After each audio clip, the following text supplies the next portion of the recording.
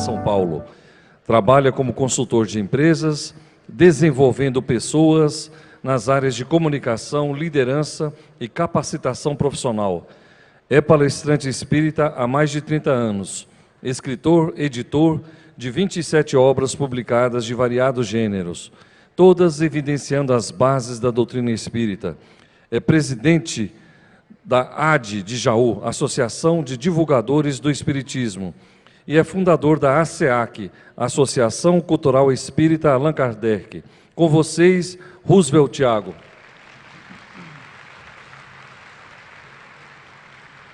Bom dia aos amigos, bom dia aos irmãos. Que Jesus nos permita mais hoje experimentarmos a sua paz. Difícil de ser adquirida, é verdade, mas fundamental para que possamos dar sequência, continuidade àquilo que viemos realizar na Terra. Iniciamos agradecendo aos companheiros da Federação Espírita do Estado de Goiás pela oportunidade do trabalho e pelo encontro. Certamente todos que aqui estão porque desejam a construção de um mundo melhor para todos, desejam uma condição melhor de vida para todos.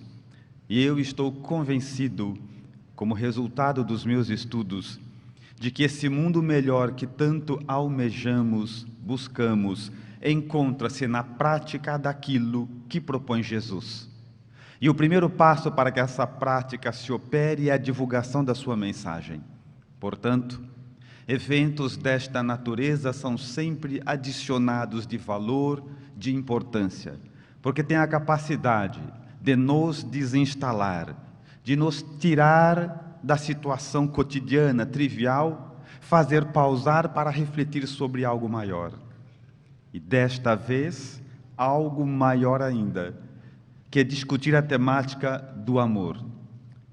Porque é da mesma forma algo muito importante. Se nós observarmos toda a nossa trajetória, veremos uma lista de problemas sociais, particulares, íntimos. E na raiz de todos eles estará a falta da compreensão clara do que vem ser o amor e as suas leis. Então, refletir sobre o amor é algo muito importante. Por assim, fica aos trabalhadores da Federação Espírita desse Estado, aos seus dirigentes, aos seus voluntários, a nossa manifestação de gratidão e de respeito. Da mesma forma, agradeço aos espíritos amigos, que nos sustentam sempre e fazem com que as nossas limitações, que são muitas, não comprometam a mensagem da qual somos portadores. Agradeço a vocês todos que aqui estão, porque no estado de Goiás nós viajamos bastante e assim já reconhecemos vários rostos que agradam ao nosso coração. A comunidade espírita do estado de Goiás é sempre muito receptiva ao nosso trabalho, a tudo aquilo que fazemos. E assim, é sempre muito bom retornar para cá.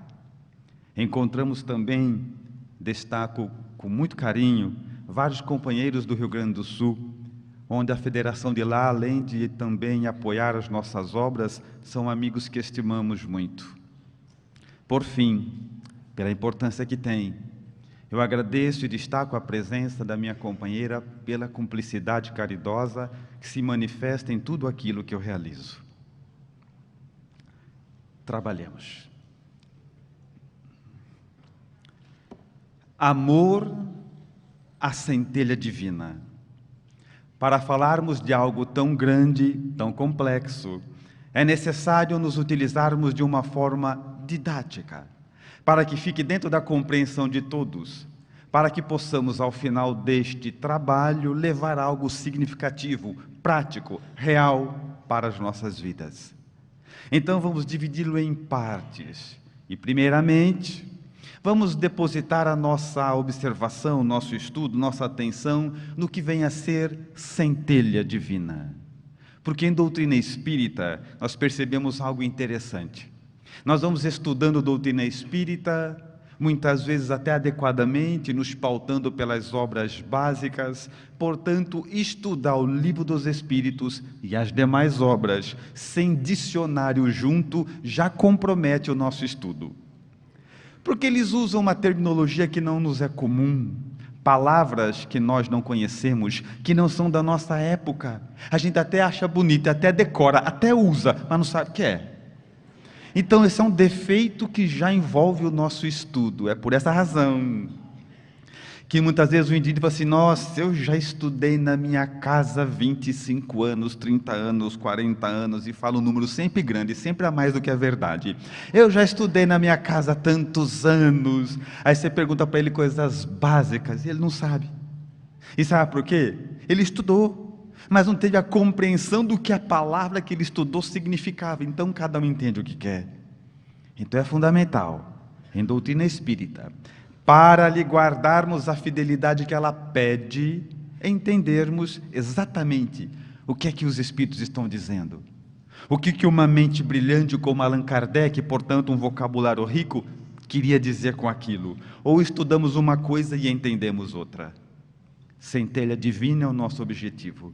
Então vamos partir do início, onde buscamos o grande dicionarista Aurélio Buarque de Holanda Ferreira, na busca da definição da palavra centelha. E ele dá, entre as suas inúmeras definições, centelha como uma parte infinitamente pequena. Então já temos o indicativo. Centelha divina é muito, muito, muito pequeno. Mas ele prossegue. E entre as suas definições há uma outra que também vai ao encontro daquilo que nós buscamos. Ele diz: centelha, partícula iluminada. É um indicativo interessante. É um pedacinho de luz. O que já nos quer dizer alguma coisa. Porque nós espíritas usamos uma alusão popular, comum. Não sei onde partiu, mas a gente usa essa expressão, né? Quando o espírito é de um determinado grau de elevação, a gente diz, fulano de tal é um espírito de luz. Na nossa terra a gente diz que ele trabalha na CPFL, aqui eu não sei como é que chama a empresa, mas porque não tem alusão, né? Mas fulano de tal é espírito de luz. E agora se olha no dicionário, a centelha divina é uma partícula iluminada. Mas continuamos a nossa busca. Através de outros livros que também têm essa finalidade de dar definição às questões, encontramos uma outra definição para a centelha divina. Está lá: partícula do Criador em todas as coisas. Isso também é importante. Significa que é como se Deus tivesse pego um pedacinho dele e colocado em tudo aquilo que ele criou. É como se fosse um pedacinho de Deus dentro de você, de mim, de todos nós. Apenas me permita fazer uma observação.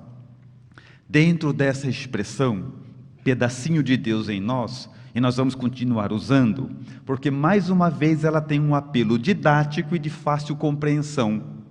Mas na verdade a acepção está inadequada, porque sendo Deus imaterial, não dá para tirar um pedaço daquilo que não é matéria. Então é uma força de expressão, mas nós vamos continuar usando o que é mais fácil. Então, partícula, centelha divina, partícula de Deus, em tudo aquilo que Ele criou, em todas as criaturas. É um pedacinho dele. É como se Deus tivesse criado você, aí Ele pegou um pedacinho dele e pôs dentro de você, como se fosse uma assinatura. É meu, fui eu que fiz. É uma evidência da sua grandeza e do seu poder. Caminhamos um pouco mais e encontramos ainda uma nova definição, também interessante, para a centelha divina, que é a seguinte: é herança do caráter divino em todas as coisas. É algo de Deus, o DNA divino, que de alguma forma está dentro de todos nós. Isso já nos basta para saber o suficiente para o nosso estudo. Então Deus cria todos nós e nos marca, nos grafa com uma pequena porção divina, uma semente divina, um pedaço dele próprio dentro de cada um de nós, e isso é suficiente para o nosso estudo. Porque todo conhecimento ele é pautado não pelas respostas, mas pelas perguntas que ele gera. Inevitavelmente, a pergunta que deve ser respondida, porque os amigos devem estar pensando, é a seguinte: sendo Deus inteligência suprema, e suprema faz com que ele seja no mais alto grau, nada do que ele faz é destituído de razão ou de finalidade clara. Então a pergunta é a seguinte: qual é a finalidade de Deus, o objetivo dele, de colocar dentro de mim e de você uma centelha divina, um pedacinho dele, um pedacinho divino? Para quê? Qual a utilidade, qual a intenção, qual o objetivo que Deus teve em fazer isso? A pergunta é boa. Aí nós começamos a observar, debruçando o nosso estudo sobre essa questão, tentando encontrar uma resposta, algo muito interessante. É como se Deus, ao criar você e eu, Ele pegou um pedacinho deles, pôs dentro de você e falou: agora vai, cresce. Porque aquele pedacinho é a nossa garantia de sucesso sobre todas as dores do mundo. Porque há uma lei natural que faz com que o micro seja atraído pelo macro. Onde quer que você esteja, nós estamos o tempo todo sendo atraídos para Deus, para o ponto de origem. É essa centelha divina que vai nos arrastando para Ele onde quer que estejamos. E na expressão onde quer que estejamos, pode ser do ponto de vista geográfico ou moral. Você pode estar na Terra, em Marte, em Júpiter, nessa galáxia ou em outra, pouco importa, está sempre sendo atraído para Deus. Do ponto de vista moral, pode estar mergulhado nos calabouços das misérias humanas, ter perdido-se no desespero, no universo das drogas, do crime, onde quer que seja, mergulhado no calabouço das tristezas humanas, mesmo ali, há algo em você que vai lhe atraindo para a fonte geradora de vida, vai lhe levando para Deus. Essa atração é incessante, é o tempo todo. É justamente que os Espíritos dizem que a nossa destinação é a perfeição, perfeição relativa, aquela que nos é possível, mas é a velha forma do sede perfeito. E quando olhamos para o Evangelho e vemos essa proposta, sede perfeito, olhamos para a nossa vida e para aqueles à nossa volta, parece algo impossível. E só não é, porque há dentro de mim, de você, algo que está o tempo todo nos arrastando para Deus, nos levando para Ele. Então a gente tromba aqui, tromba lá, tromba aqui, e vamos o tempo todo trombando em tudo, mas nesta vida vamos sendo levados para Ele, durante a vida levados para Ele, estando encarnados ou não, pouco importa. Aí você pensa assim: muito bem, Rosa, agora o que a gente tem que fazer para ajudar a centelha divina a nos levar para o nosso objetivo? Qual é a nossa parte? O que nós temos que fazer para ajudar a centelha divina a nos levar em direção a Deus? O que precisa fazer? Nada, é só não atrapalhar. Se não atrapalhar já está bom. Porque essa questão, se a atração da centelha divina nos levar a Deus é natural, só de não atrapalhar já está bom. E como é que a gente atrapalha? Orgulho, inveja, prepotência, maledicência, egoísmo, arrogância.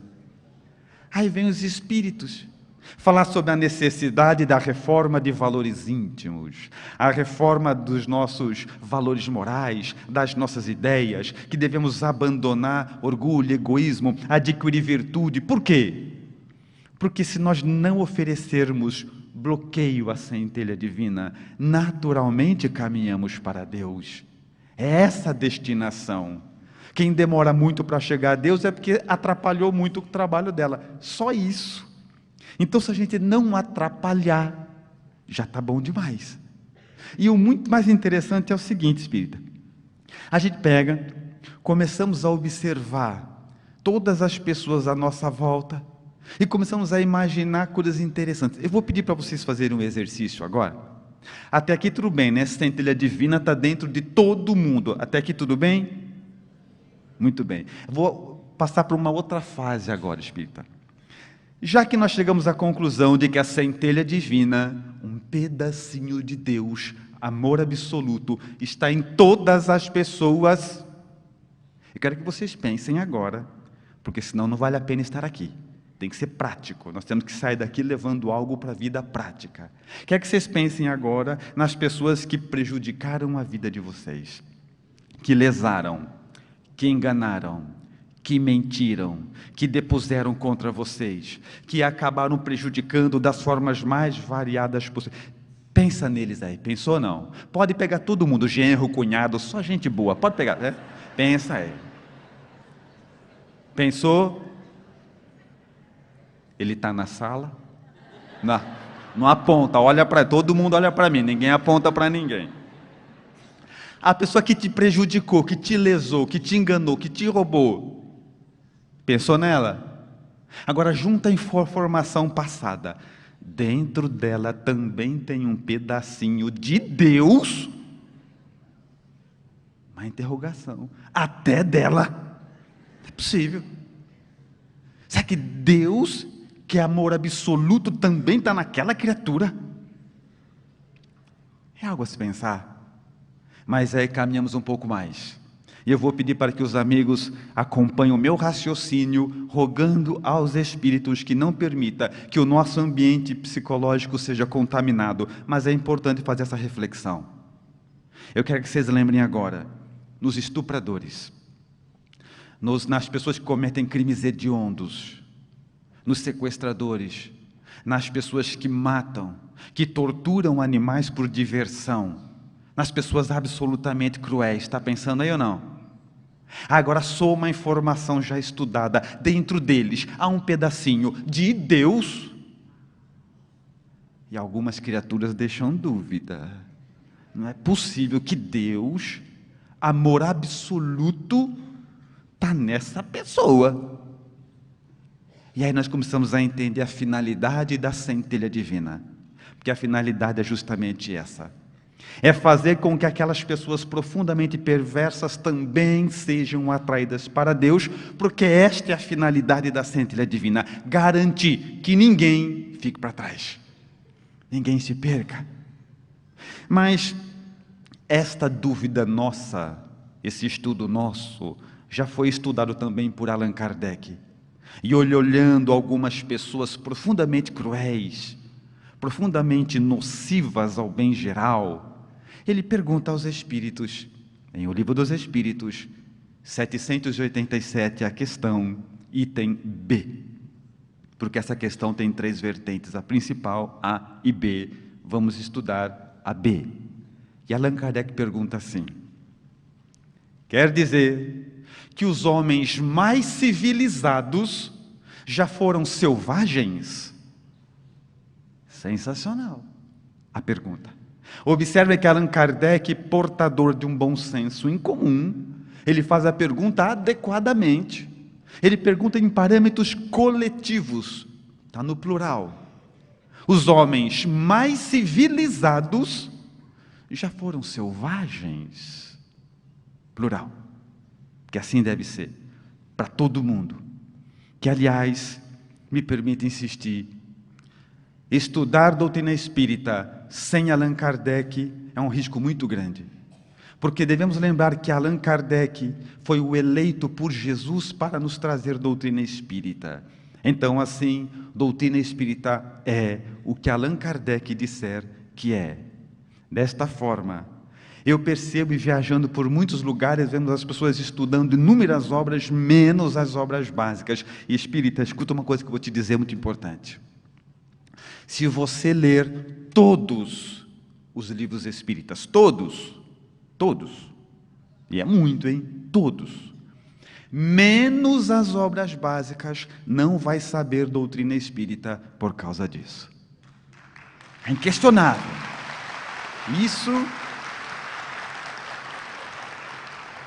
Isso não se mexe. É inquestionável. Eu não estou falando que não é para vocês ler os outros livros, não é isso que eu estou dizendo, é para ler. Principalmente os nossos, é para ler. É que obra de Allan Kardec é a parte. Que às vezes a gente está viajando por aí e as pessoas falam assim, eu leio tanto livro espírita, tem fulano, Allan Kardec, fulano. Põe ele no meio, não é para pôr no meio. Tem Allan Kardec e tem todos os outros. É absolutamente individual.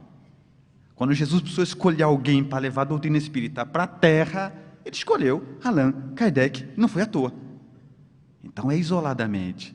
Então, com a sua mente brilhante, ele pergunta, os homens mais civilizados, nesse momento eu peço que pensem nos mais civilizados que conhecem, pode ser desencarnado mesmo, Chico Xavier, Allan Kardec, Bezerra de Menezes, Joana de Ângeles, vai vendo os nomes que vêm para a sua cabeça aí. Os homens mais civilizados já foram selvagens, plural, para todo mundo.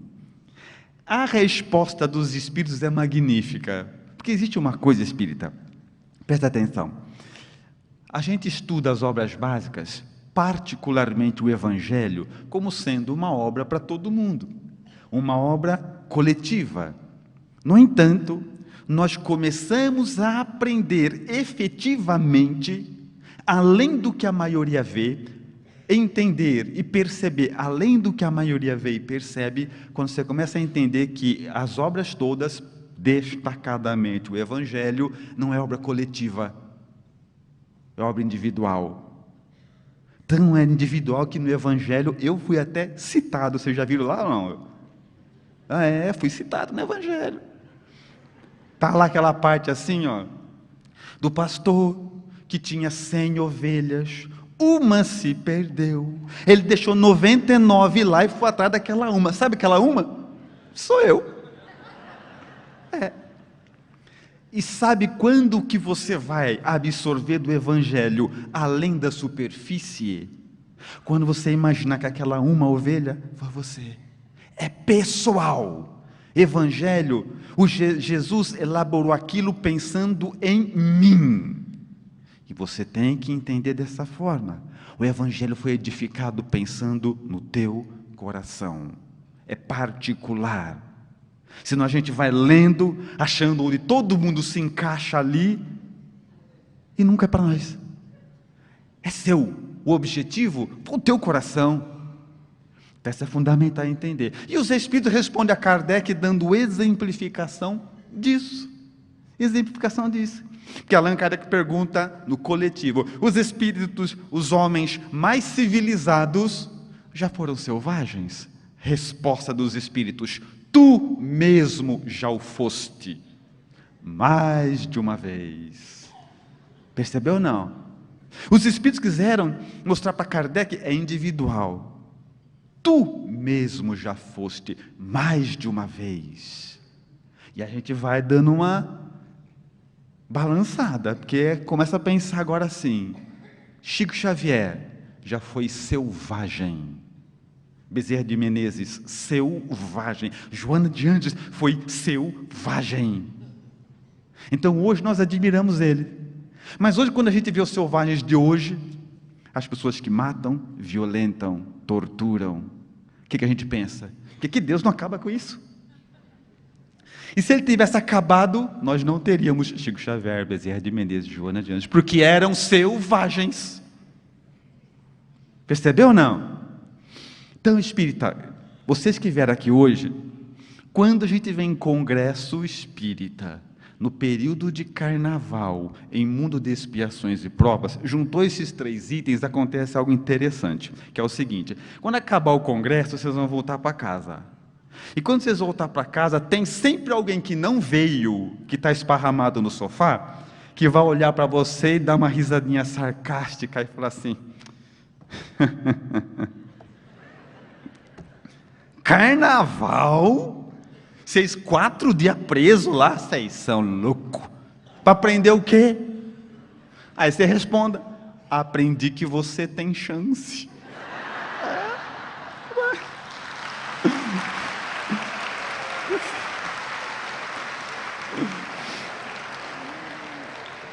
Porque é assim que funciona, espírita. É assim que funciona. Entender isso é tão importante que nós começamos a ver os delinquentes de outra forma. E imagina que os delinquentes vão estar orientando as massas um dia, sabe por quê? Porque dentro deles há um pedacinho de Deus, uma centelha divina, que vai fazer com que eles levantem dos calabouços, da tristeza, do mundo sórdido, da imoralidade, e um dia vai estar se comunicando com as estrelas. Nós começamos a olhar para os criminosos de outra forma, começamos a olhar para as penitenciárias, sabendo que cada indivíduo daquele, nenhum vai se perder.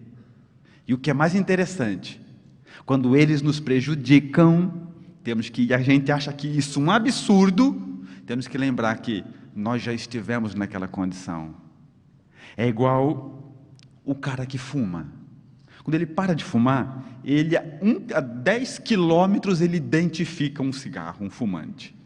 Que ele ficou num estado de sensibilidade que de longe ele já incomoda. Com a gente, do ponto de vista moral, é a mesma coisa.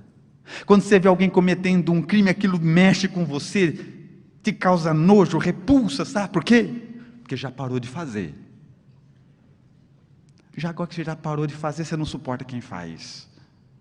É assim que funciona. Você vê aquele prejudicando isso, aquilo, enganando, roubando, a gente acha onde já se viu. Quando nós achamos um absurdo, é porque já vencemos, paramos de fazer aquilo. Então é fundamental ver por que Deus ama todos. Porque o caminho é igual.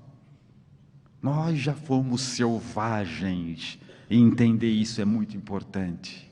Dito isso, vamos dar sequência aos nossos estudos e somar mais uma parte dele. O nosso tema central é amor à centelha divina. Centelha divina até agora. Vamos agora introduzir o amor na centelha divina. E a pergunta é, por que o tema é amor à centelha divina?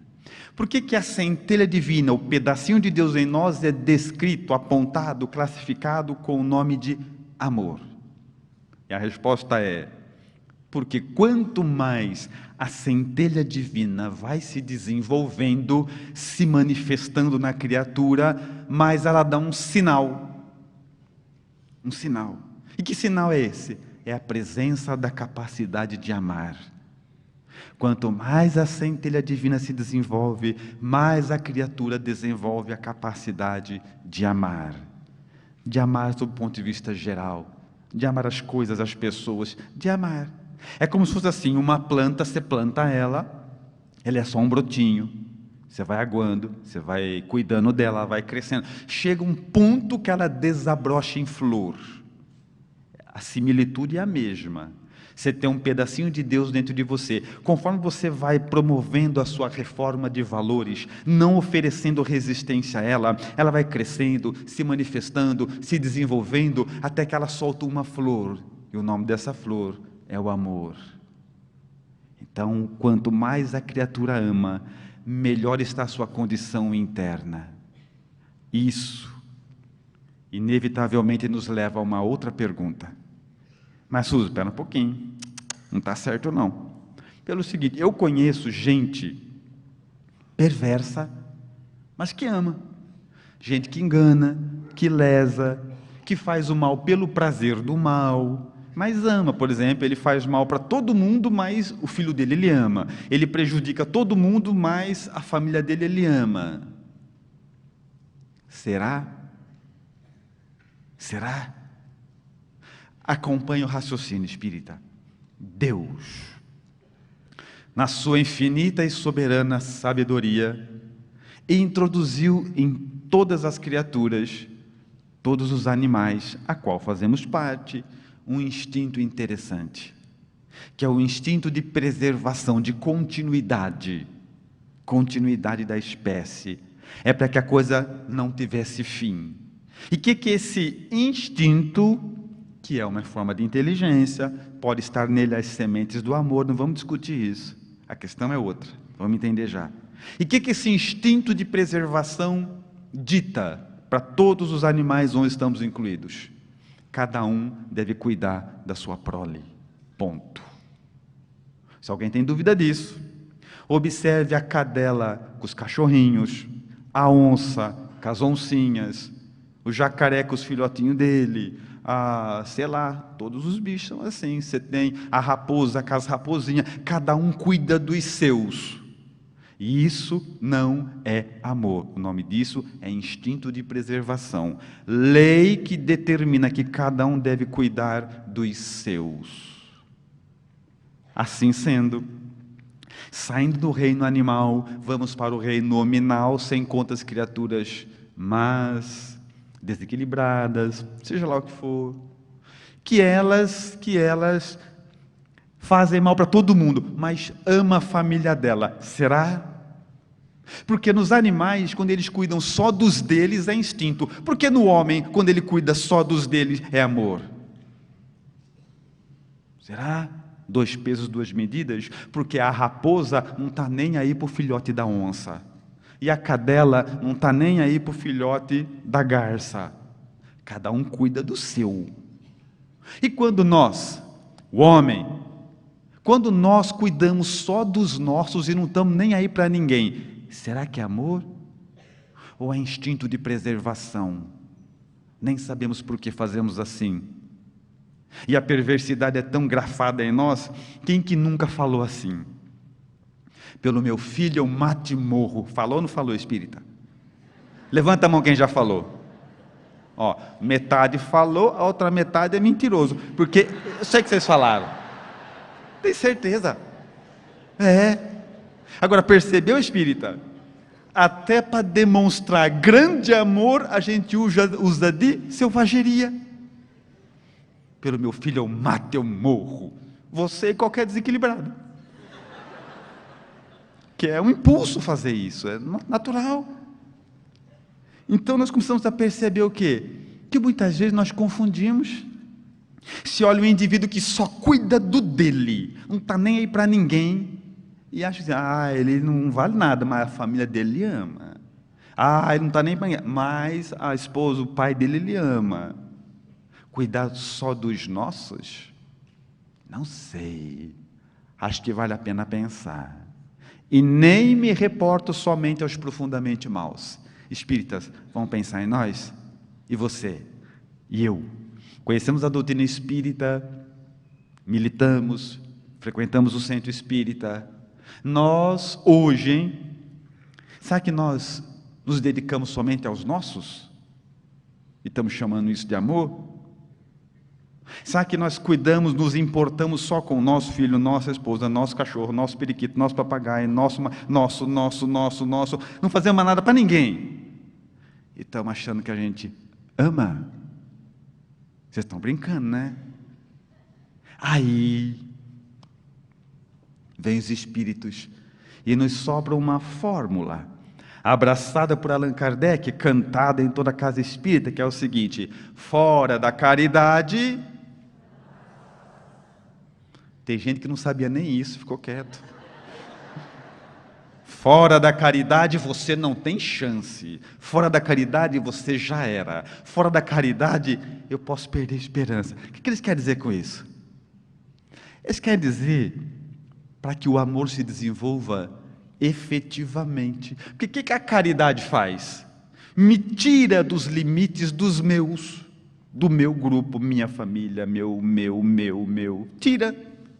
Quando eu vou praticar caridade, já não é mais só para o meu grupinho restrito, só o pessoal da minha casa. Ele me tira dali e joga para outro lugar. Começamos a entender.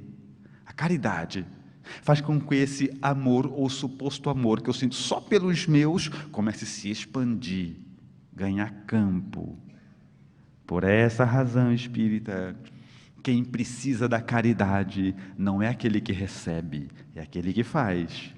Porque aquele que recebe, se for merecedor, se você não fizer, ele faz, se você não fizer, ele faz, se você não fizer, alguém faz. Mas se ele merecer, não fica sem. Somos nós que perdemos a oportunidade de fazer. Então nós não temos uma visão da caridade completamente distorcida da real.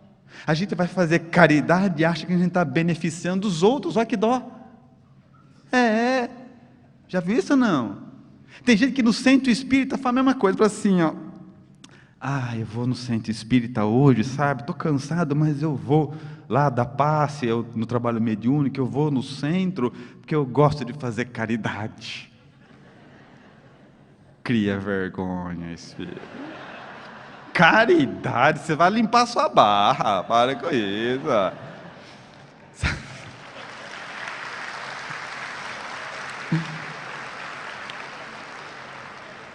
Espírita, sabe por que eu vim fazer palestra para vocês hoje? Porque eu preciso fazer palestra. Foi a maneira que encontrei para a reabilitação dos meus delitos com a sociedade terrena e com a minha própria consciência. Eu que preciso. Quem vai aplicar passe, precisa da passe. Quem vai no trabalho mediúnico, precisa do trabalho mediúnico. O centro não precisa de ninguém. É tijolo, parede. Se não tiver, fecha. Eu que preciso do centro. Eu que preciso estar aqui. Eu que preciso buscar minha reabilitação. Aí você vê o trabalhador espírita achando que ele é o máximo, né? Ai, gente, nem sei que vai ser do centro se eu não ir. Vai ser melhor.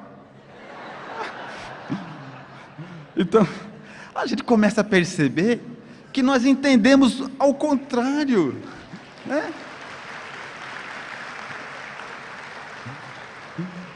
Nós entendemos ao contrário. Quando os espíritos falam assim, espírita, fora da caridade não há salvação. É por isso que eu falei, é para você, é particular, é intransferível. Eles disseram assim, fora da caridade eu não tenho salvação. Tem que entender assim, porque é assim. Fora da caridade eu não tenho chance, vou ficar aqui sofrendo por muito tempo sem precisar. Então quando eu vou fazer caridade, eu estou rompendo os laços instintivos que faz com que eu cuide só do meu, só do meu, só do meu, só do meu, só do meu. Eu amplio. Romperam-se os laços. Eu não estou vinculado ao que os animais fazem. Agora eu ajudo, eu faço bem em qualquer lugar. Aí a centelha divina se expande, ganha espaço, ganha curso. Então é fundamental entender caridade no seu sentido amplo. Porque muitas vezes, nós viajando por aí, a gente escuta muita gente falar de caridade de uma forma tão medíocre. Vou dar um exemplo. A gente fala assim, nossa, Rose, eu falo lá na nossa casa espírita, que dar um bom dia para alguém já é caridade, que dar um abraço é caridade. Espírita, isso é educação. Isso é o mínimo de educação. Caridade, vão pegar o que dizem os espíritos nas obras fundamentais. Aí nós vamos para outro patamar de caridade. Caridade, sacrifício do interesse pessoal pelo bem do próximo. Caridade pede sacrifício. Se você tem um monte de comida na sua casa, dá um pouquinho para alguém, não é caridade, é ajuda, mas não é caridade, não houve sacrifício. Caridade, sacrifício do interesse pessoal pelo bem do próximo. Eu tenho pouco, e se eu te der, vai fazer falta sim, mesmo assim eu te dou. Caridade, tirei de mim, está fazendo falta sim, aí eu dou. Caridade. Agora, dá o que sobra. E a gente está num ponto de delírio tão grande que o indivíduo vai fazer limpeza no guarda-roupa, pega o saco preto e começa a encher sem botão, sem manga, sem joelho, sem... Vai enchendo o saco preto. Quando o saco não fecha, aí você pega aquele trambolho que vai pôr no lixo, alguém dá a ideia feliz, leva para o centro, faz caridade. Aí você pega aquele sacão, chega no centro todo orgulhoso, olha o quanto que eu sou bom. E dá trabalho para os outros jogar fora depois. Espírita, acorda, não cabe mais. O evangelho vai ser visto na superfície ainda hoje. Quando alguém nos tenta falar assim, pessoal, vamos fazer campanha do agasalho, sabe o que você tem que fazer, espírita? Isso aqui nós temos que fazer? Chega na sua casa, abre o guarda-roupa, deixa eu pegar uma camisa nova, boa, perfeita, arrumadinha, que eu não quero dar alguma coisa para o cara usar escondido. Não, eu quero, vou dar, ele não tem nada, e vai ganhar uma coisa para usar escondido. Não, aí você vai, abre seu guarda-roupa, vê suas camisas lá, acha uma que você gosta, Tira do cabide, fecha os botões para ver se tem todos. Confere. Passa. Porque se o cara não tem roupa, ele não vai ter ferro. Né? Passa. Dobra. E vai doar. E fala assim: essa eu quero doar. Porque o cara que receber isso aqui, a pessoa que receber, ela vai saber que em algum lugar ela tem um irmão. Essa que eu quero doar. Que ela vai usar com dignidade. Eu quero doar alguma coisa que a pessoa que ganhar vai ficar feliz. Vai ser a melhor roupa que ela tem. Fundamental entender isso. Agora, o que é mais importante? Espírita, você não está beneficiando ninguém, não. Esse é auto-benefício. Se estamos num evento espírita e queremos mergulhar dentro da consciência, quando eu faço isso, eu estou beneficiando a mim, que me liberto dos períodos de mesquinharia que tenho tido, que começo a praticar o bem de ver, a gostar de quem nem conheço. A centelha divina abre os braços, vai tomando conta de nós. Isso é fundamental entender. De que ela vai se expandindo no sentido maior da palavra. Vai tomando conta. Fomos arrastados para Deus, por uma força que nem conhecemos. Quando você pergunta assim, para os grandes mártires, né? Você fala de Chico Xavier porque todo mundo conhece, mas existem outros anônimos. Como é que você chegou nesse grau de pureza? Sabe que ele vai dizer? Não sei. E não sabe mesmo. Ele só não atrapalhou. Só não criou obstáculos. Porque a proposta é essa. Além da centelha divina, você tem Jesus. Olha o que Jesus falou. Espírita, eu vou, estava morrendo, eu vou, lhes prepararei um lugar, porque um dia, onde eu estiver, vós também estareis. Hã? Jesus está te esperando, e você larga ele esperando, sabe por quê? Não vou com a cara desse, não suporto ver aquele, odeio o que ele me fez, nunca vou esquecer o que você falou para mim, então fica aqui, e larga Jesus esperando lá. Hã? Não é insanidade? Por coisas menores, nós trocamos maiores, nós trocamos o absoluto pelo relativo, ficamos brigando aqui embaixo, e eles de braço aberto para a gente lá em cima. Tem noção o estado de delinquência que nós chegamos?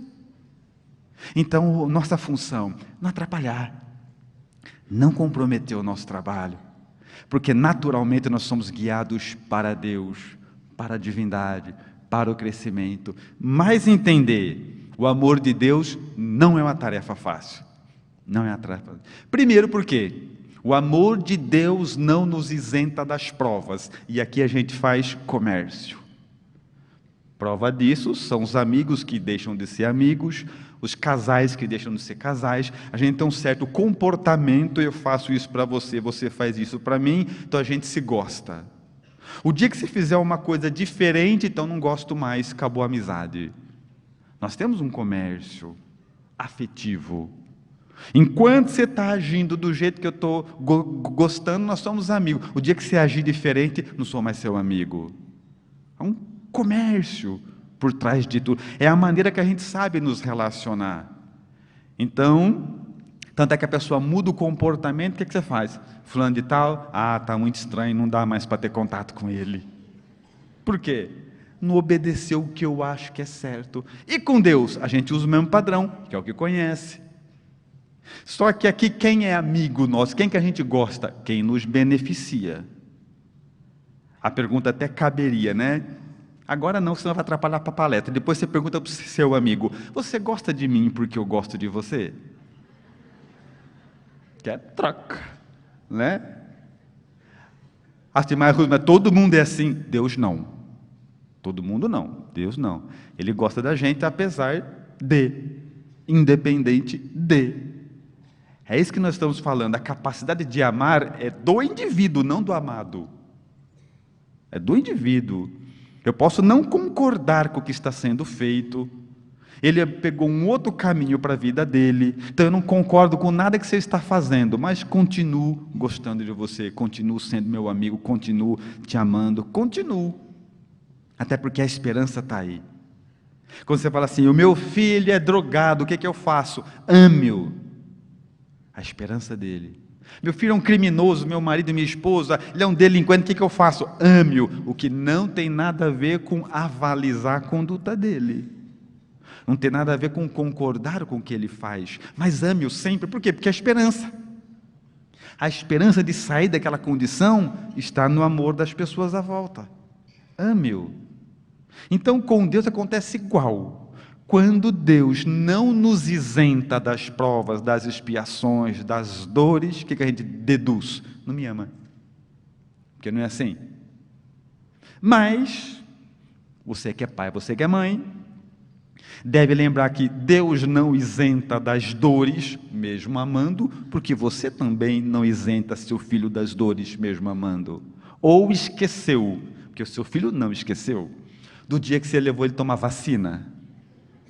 Seu meu filho, amanhã nós vamos tomar injeção, porque, não, pai, não quero, vai, não quero, vai. O que eu fiz para você, pai? Não, você não fez nada, meu filho, eu te amo, mas tem que tomar injeção. Eu não quero. Aí o que você fez? Abraçou igual o homem das cavernas seu filho e arrastou. Levou o menino lá, segurou a força, um estranho aplicou a injeção com a sua cumplicidade. E se perguntar para o seu filho assim naquele momento, seu pai te ama?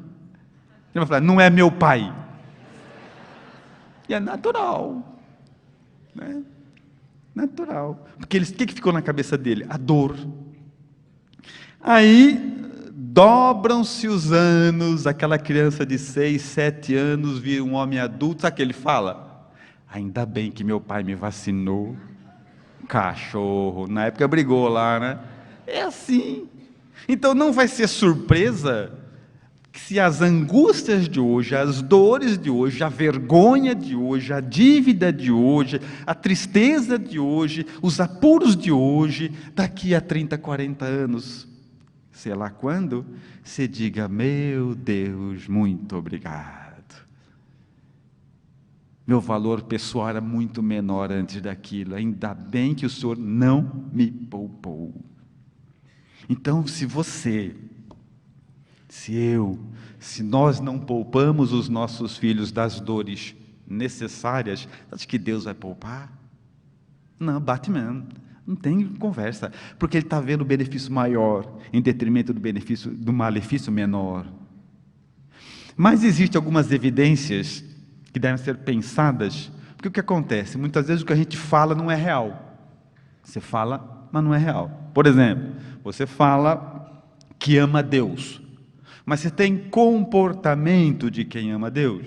É diferente, porque falar é uma coisa, viver é outra. E existem algumas evidências que mostram a nossa inabilidade em entender o amor de Deus. Uma delas é o seguinte: você está num caminho difícil, a ajuda não aparece, o auxílio não vem, as angústias crescem, e você começa assim, o que eu estou fazendo para Deus não me ajudar? A gente reporta o amor daqui para lá. A gente usa a mesma régua de medida. O que eu estou fazendo que Deus não me ajuda? A gente acha que Deus só vai ajudar se a gente fizer do jeito dele. A gente coloca Deus numa condição humana. E Ele gosta de nós, nos ama independente. Porque Ele gosta das pessoas que estão no mau caminho. Então a gente faz essa condicional. E tem uma mais comum ainda. Essa vocês já falaram também, que eu sei. Vocês falaram assim já. Assim ou de outra forma, que quer dizer a mesma coisa. Porque eu, Senhor. Falaram ou não falaram? Falaram. Eu tenho mediunidade de escuta ampliada. Eu escutei vocês falando. Porque eu, Senhor. Logo eu, Senhor. De novo eu, Senhor. Só eu, Senhor. Falaram. Só que isso tem cura. Fique tranquilo que isso tem cura. É só fazer porque assim, isso demonstra uma emoção que toma conta de nós. É só fazer o caminho inverso. Para muita emoção, resultado é razão. É jogar racionalidade nisso. Então eu vou fazer um exercício com vocês agora. Vocês me ajudem, por favor, participem. Que é o seguinte: para combater essa sensação do só comigo, Senhor. Por que eu, Senhor? Quero que vocês pensem numa coisa aí, ó. Espírita. Esses últimos dias, esse último mês, choveu muito em muitos lugares no Brasil. E muita gente perdeu tudo. Vocês devem ter visto na televisão. Pessoas perderam casas inteiras. Você parou para imaginar o que é isso? Ou você só viu isso como fosse uma notícia a mais? Que é outro perigo. Você imagina, o cara saiu para trabalhar, quando ele voltou, não tem mais casa. E não tem mais casa, é não ter mais seus documentos, sua história, seu gato, seu cachorro, seu sofá, suas coisas, sua roupa, as fotos da família inteira. E não estou falando de coisas materiais, estou falando de uma vida materializada ali. Era tudo. Você imaginou? Você sai, quando volta não tem mais nada. Isso é profundamente dolorido.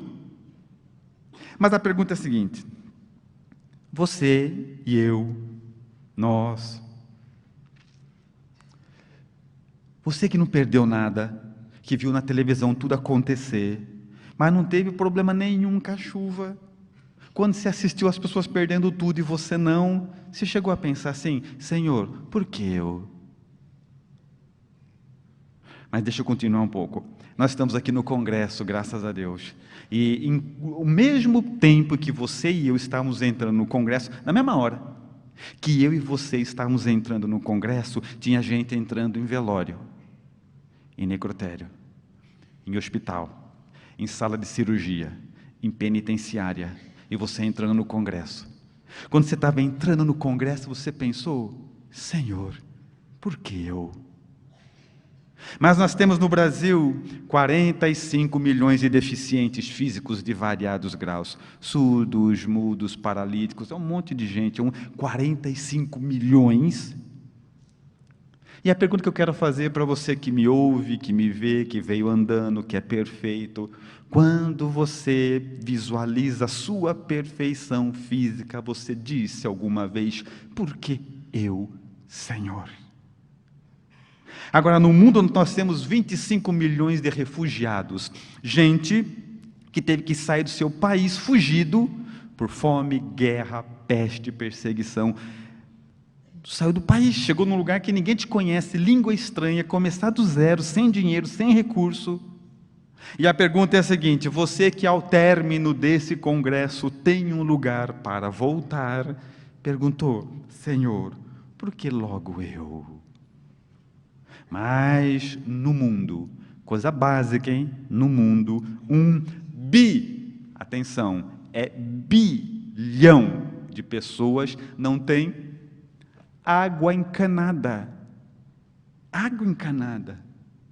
Algumas vezes no nosso acesso de desespero, de completo abandono de Deus, quando você virou a torneira da sua casa e a água saiu, você disse: Senhor, por que justo comigo?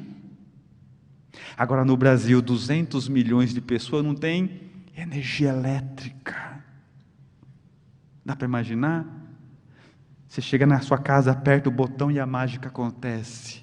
E algum dia você pensou: Deus, por que justo eu? E basta. Tudo isso basta para que a gente perceba a nossa incoerência quando uma prova vem, uma desgraça acontece, a gente tem a cara de pau de olhar para Deus e falar: Senhor, por que comigo? E Ele deve pensar: gente, depois de tudo que eu mandei de bom, você não abriu a boca. Uma desgraçazinha, você vem perguntar: por que você? É mais ou menos assim que Ele deve se comportar. Uma tradução humana, claro, né? Mas é mais ou menos isso. Porque nós ficamos sem moral para reclamar de Deus quando a desgraça vem, depois de tanto benefício que a gente nem sequer percebeu que ganhou. Então a questão é: está no buraco, está na dificuldade, é amado por Deus mesmo assim. O amor de Deus não isenta das lutas da vida, não isentou ninguém, mas nos dá condição para isso. Porque em mundo de provas e expiações é assim: fica pronto, espírita, é uma prova, para descansar vem uma expiação. Então não vai ser fácil. Não vai ser fácil. Mas a chance que você tem, sabe qual é? Seja bom. Lute com as suas imperfeições. Sempre algum vício do passado nos puxa para baixo, a gente erra, as aflições acontecem, uma hora você está devendo para todo mundo, outra hora você está sendo injustiçado, uma hora você está experimentando solidão, uma hora é doença, uma hora é dor. Não desista, porque muitas vezes as ideias do suicídio visitam a nossa consciência justamente por não compreender por que o amor de Deus não nos isenta das provas. Por quê?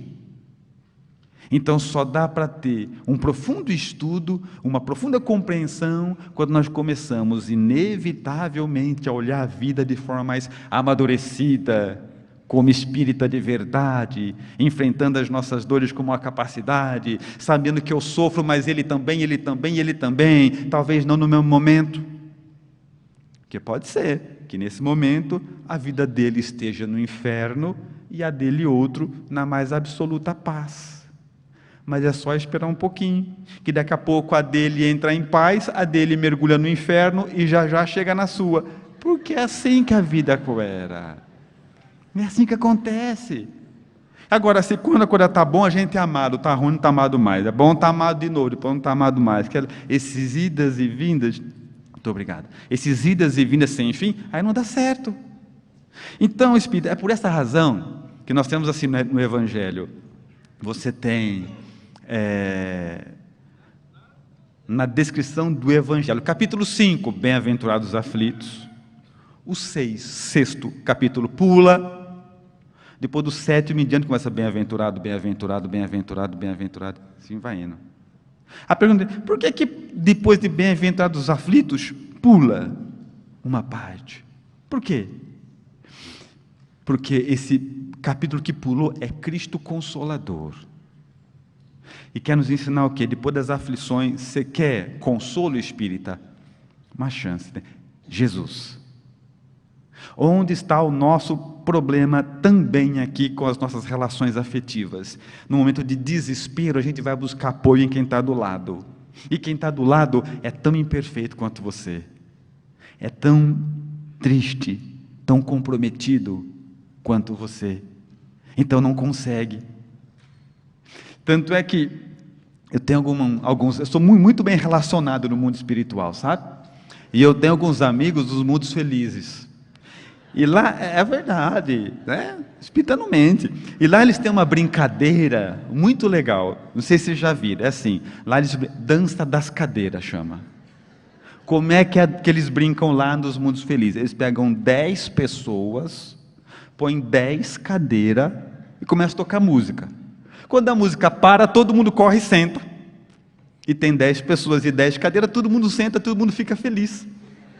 É uma brincadeira muito animada, muito legal que eles têm lá nos mundos felizes. Um dia esses amigos do Mundos Felizes vieram visitar a Terra, vieram visitar nós, que às vezes vêm visitar, sabe? É igual a gente quando vai no zoológico, né? Eles vêm visitar a gente, né? Eles saem dos mundos felizes, pegam os filhos, vêm visitar a gente aqui na Terra, é muito legal, muito legal. E aí, eles chegaram aqui e resolveram ensinar essa brincadeira para nós. Só que eles falaram assim, ó, tem uma brincadeira muito legal lá nos mundos felizes que a gente faz, nós vamos ensinar para vocês, mas nós vamos adaptar para o mundo de provas e expiações. Entendeu? Falei, pois não, pode ensinar. E é assim, você põe 10 pessoas e 9 cadeiras. Coisa linda. Aí eles ensinaram para a gente assim, que é adaptado para o mundo de provas e expiações. Aí fica tocando a música, quando para a música, os 10 sai correndo e tem 9 cadeiras. Gente, a gente vai do nosso lar para a caverna em 3 segundos. Empurra, passa a perna, chuta, puxa a cadeira. É uma coisa linda de ver, né? E senta. Aí tira a cadeira. Quando sobra, cada vez que alguém fica de fora, tira uma cadeira. Quando sobra 2 pessoas e uma cadeira, parece Alien versus Predador. Gente, quando a música para, é coisa linda de se ver, gente. Agora, sabe o que é o mais interessante nessa brincadeira, espírita? O que é o mais interessante? O tempo todo, quem pisou no seu pé, te empurrou, quem bateu, quem trombou, nunca teve a intenção de fazer nada disso. Ele só queria sentar na cadeira. O resto foi tudo acontecimento, efeito colateral. Ele só queria sentar na cadeira, mais nada. E a vida é assim. Às vezes você está se indispondo, brigando, ofendendo, magoado com um monte de gente, porque eles fizeram isso. Espírita, nunca foi a intenção de magoar. Eles queriam sentar na cadeira. Eles estavam vivendo. Porque é impossível pessoas que têm o nosso nível de educação e de cultura viver sem magoar e ofender ninguém.